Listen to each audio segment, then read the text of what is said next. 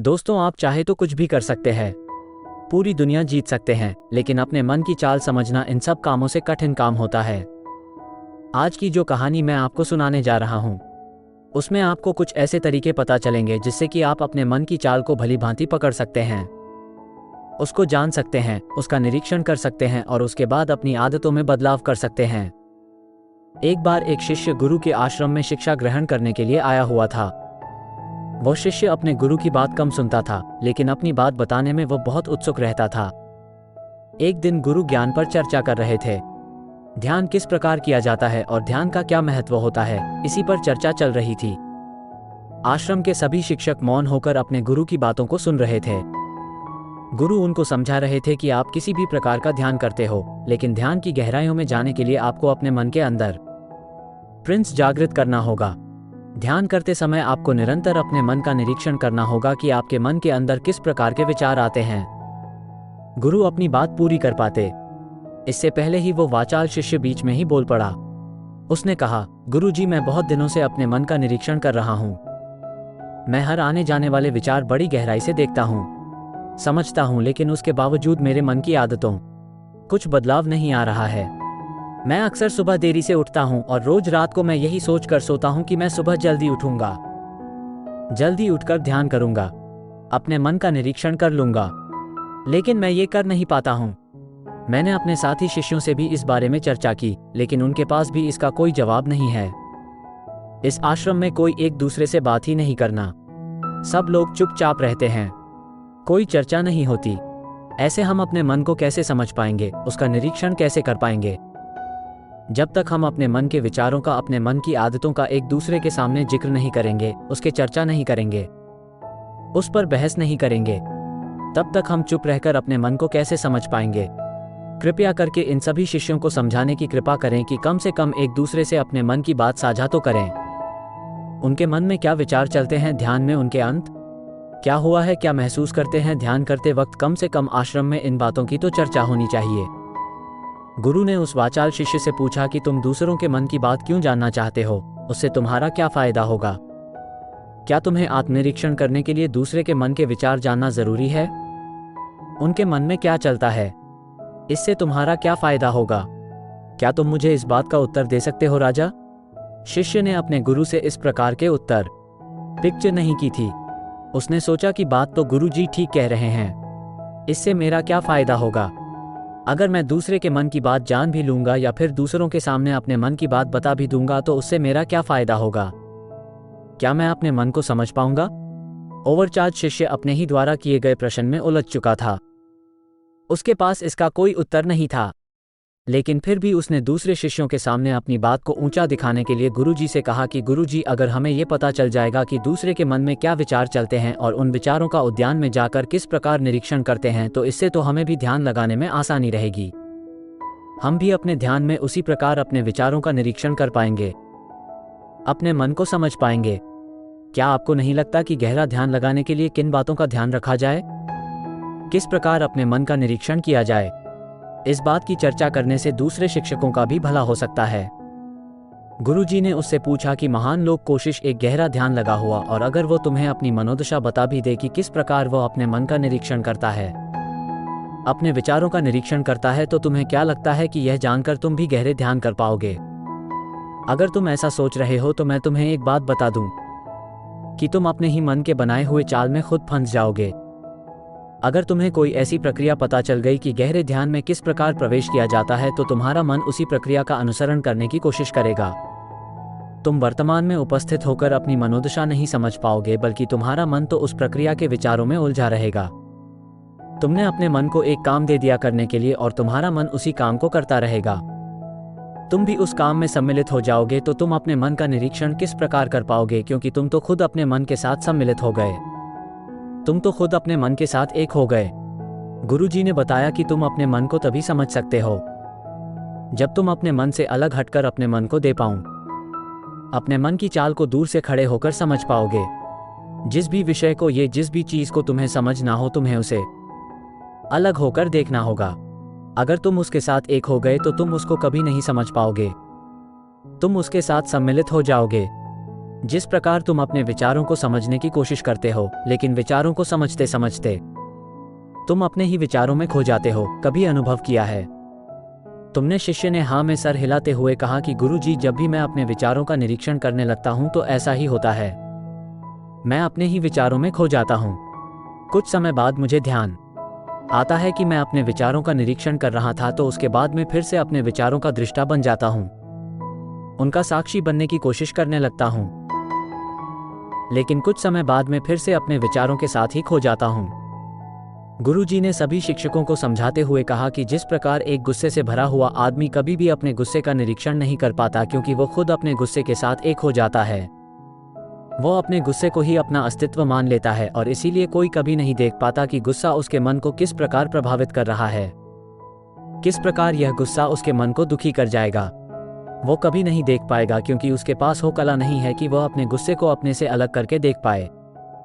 इसी चीज के लिए सारे अभ्यास बने हुए हैं, ताकि तुम सिर्फ एक रिश्ता, एक साक्षी बनकर सभी चीजों को उसके परिपूर्ण, उसके असली स्वरूप में देख पाऊं। और जब तुम सभी चीजों का, सभी विचारों का असली स्वरूप देख लेते हो, तब तुम ही उसकी अन्यथा पता चलती है। तब तुम्हें पता चलता है ये सब आने जाने वाली थी, लेकिन जितना कुछ उसने, वो हमेशा इंसान के साथ रहती है। उत्कृष्ट हो साक्षी जोशी रहा है, वो हमेशा जीवित रहता है, वो कभी नहीं मरता, वो नित्य है, और वही चेतना होती है। चेतना किसी भी चीज से कभी भी पड़ी हुई नहीं होती, जितना तुम्हारा कोश दूसरी चीजों को उनके स्वरूप में देख पाने की कला तुम्हें तुम्हारी चेतना से ही मिलती है। जितनी प्रकार तुम्हारी चेतना होगी, उतनी ही अच्छी तरीके से तुम चीजों से अलग हटकर उनको देख पाने में सक्षम हो पाओगे। इसलिए अपनी चेतना को ऊपर उठाने का काम करो, ताकि तुम अपनी चेतना से किसी भी चीज का असली स्वरूप देखने में सक्षम हो पाऊं। शिष्य ने पूछा कि गुरुदेव, आपकी बातें कुछ कुछ तो समझ में आ रही है, लेकिन एक बात समझ में नहीं आई कि अपनी चेतना को ऊपर उठाने के लिए, अपने आप को ज्यादा फोर्स में रखने के लिए हमें क्या करना होगा। इस पर चर्चा करते हुए गुरु ने बताया कि तुम मोहन होकर, सुख होकर सिर्फ अपने विचारों को, अपने मन की प्रक्रियाओं को, अपने अनुभव को देखना शुरू करो। तुम्हारे अनुभव आते हैं, तुम्हारे अनुभव चले जाते हैं, वो अन्य है, वो हमेशा हम साथ नहीं रहने वाले, लेकिन हमारा मन उन्हीं अनुभव को पकड़ने की कोशिश करता रहता है। जब तुम्हें कोई अच्छा अनुभव होता है तो तुम्हारा मन चाहता है कि तुम्हें बार बार वही अनुभूति, अनुभव को लेने के चक्कर में तुम्हारा मन तुम्हें प्रश्न आता चला जाता है। तुम्हारी चेतना तुम्हारे मन के अधीन हो जाती है। वही होता है एक शराब पीने वाले के साथ, वही होता है कि शराब पीने वाले के साथ, और वही होता है हर बुरी आदत अपनाने वाले के साथ। किसके चेतना उसके मन की गुलाम हो जाती है। अगर तुम अपनी चेतना को अपने मन से आज़ाद करना चाहते हो, तो सबसे पहले मोहन रहना जी को चुप रहना सीखो। तुम्हारी ज़्यादा बोलने की आदत, दूसरों से उनके अनुभव सुनने की आदत तुम्हारी मन को और ज़्यादा भर देगी। लेकिन अपनी चेतना को आज़ाद करने के लिए तुम्हें अपने मन को खाली करना सीखना होगा। जब तुम अपने मन को खाली करोगे, तब तुम्हें अपनी चेतना का असली स्वरूप दिखाई देगा। तब तुम्हें पता चलेगा कि मौन रहकर, चुप रहकर अपनी चेतना को कैसे ऊपर उठाया जाए, कैसे हमेशा चैतन्य रहा जाए। चैतन्य रहना ही हमारा असली स्वरूप होता है, लेकिन हम उसे भूल चुके हैं अपने मन के अधीन होकर। इसीलिए अपनी चेतना को अपने मन से छुटकारा दिलाना होगा। इसके लिए तुम चुप रहकर अपने मन के विचारों को देखना शुरू करो, उसके अनुभव को महसूस करना शुरू करो। जब अपने मन के साक्षी हो जाते हो, अपने मन की दृष्टा हो जाते हो, उसे देखने वाले हो जाते हो, तब तुम्हें पता चलता है कि तुम्हारे मन में एक विचार ज्यादा है तो दूसरा जाता है, दूसरा चाहता है तो तीसरा जाता है। और इस प्रकार जिस तरह सड़क पर भीड़ चल रही होती है, लोगों का हुजूम चल रहा होता है, एक आदमी जाता है तो दूसरा आता है, दूसरा जाता है तो तीसरा आता है, उसी प्रकार हमारे मन की भूमि में अनेकों अनेक विचार आते और जाते रहते हैं, लेकिन धीरे धीरे हम उनसे जुड़ते नहीं हैं, उनके साथ बहने नहीं लग जाते, उनके साथ को नहीं जाते, बल्कि उनको साक्षी होकर बस देखते रहते हैं। और देखते देखते धीरे धीरे उस सभी विचार विलीन होने लगते हैं, और उसके बाद हमारे मन की भूमि पूरी तरह से खाली हो जाती है। और अब हमें पहली बार अपने चैतन्य होने का पता चलता है। हमें पता चलता है कि हमारी चेतना ही हमारा असली आनंद है, वही हमारा स्वरूप है, और उसके लिए अपने मन की भूमि से खरपतवार हटाने जरूरी होती है। उसके लिए मेहनत नहीं करनी, बस उन विचारों को देखते रहना है। एक विचार जाता है तो दूसरा आता है, दूसरा जाता है तो तीसरा आता है। देखते रहो, साक्षी बने रहो, दृष्टा बनी रहो, और देखते देखते वो विचार विलीन हो जाते हैं। लेकिन इसके लिए तुम्हें चुप रहकर अभ्यास करना होगा। चुप रहकर अपने विचारों का आत्मनिरीक्षण करना होगा। अपने मन की भावनाओं को समझना होगा। कब तुम्हें गुस्सा आता है, कब तुम्हें खुशी होती है, उसे अलग खड़े होकर देखना होगा। जब भी हमें गुस्सा आता है या खुशी होती है या किसी से घृणा होती है तो हम तत्क्षण उत्तेजित हो जाते हैं और उत्तेजना की वजह से ही हम उनको अलग होकर देख नहीं पाते हैं। लेकिन अगर हम कुत्ते जितना हो शांत रहें, हम अपने मन की भावनाओं को समझ सकते हैं, उनको जान सकते हैं। और जब हम अपने मन की भावनाओं को जानने लगते हैं तब हमें पता चलता है कि कोई भी भाव हमेशा नहीं रहता। एक भाव आता है तो दूसरा चला जाता है। खुशी हमेशा नहीं रहती, दुख हमेशा नहीं रहता, गुस्सा हमेशा नहीं आता, किरण हमेशा नहीं होती। जब इन बातों को हम समझने लगते हैं तो सारे भाव हमारे अंदर से विलीन होने लगते हैं और सिर्फ एक आनंद हमारे अंदर जाता है। उसे हम परमानंद कहते हैं और वही हमारा असली स्वरूप होता है। इसीलिए अपने मन की चाल में तुम खुद मत फंस जाना। अपने मन की चाल को दूर खड़े होकर बस देखते रहना और देखते देखते उजाला तुम्हारा मन पूरी तरह से विलीन हो जाएगा। और जब कोई मन नहीं बचेगा तभी हम हर चीज में अपना मन लगा सकते हैं, हर काम को पूरे ध्यानपूर्वक कर सकते हैं। असल में मन का विलीन होना ही ध्यान में प्रवेश होता है।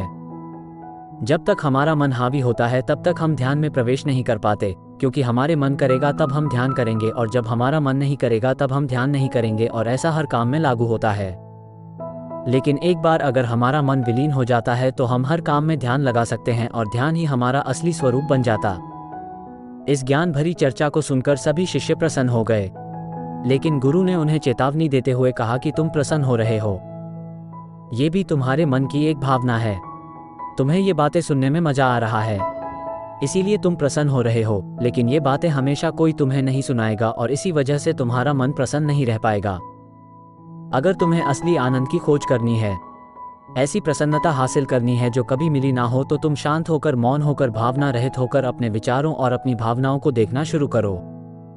उसके बाद तुम्हें खुद ही महसूस होगा कि प्रसन्नता जो होती है वो शाश्वत होती है, कभी नहीं मरती। और बाकी सभी चीजें अनित्य हैं, वो खत्म हो जाएंगे, वो मर जाएंगे, पीछे छूट जाएंगे। कोई भी चीज इस संसार में अमर नहीं होती सिवाय हमारी चेतना के। जब हमारे प्राण छोड़ते हैं तो हमारे शरीर से सबसे पहले हमारी चेतना ही निकलती है, इसीलिए चेतना कभी नहीं मरते। गुरु ने सभी को निर्देश देते हुए कहा कि आज हम मौन रहकर अपने मन के विचारों और उसकी भावनाओं पर ध्यान लगाएंगे। उसके साथ सम्मिलित नहीं, बस उसे दूर से खड़े होकर देखते रहेंगे। थोड़ा कठिन है, लेकिन अब ये करने से तुम इसमें पारंगत हो जाओगे। और इसके बाद गुरु ने सभी को ध्यान लगाने का संकेत किया। तो दोस्तों, कैसी लगी है कहानी आपको कमेंट सेक्शन में ज़रूर बताना, और अच्छी लगी हो तो इस चैनल को सब्सक्राइब करके नोटिफिकेशन बिल्कुल ज़रूर प्रेस कर देना।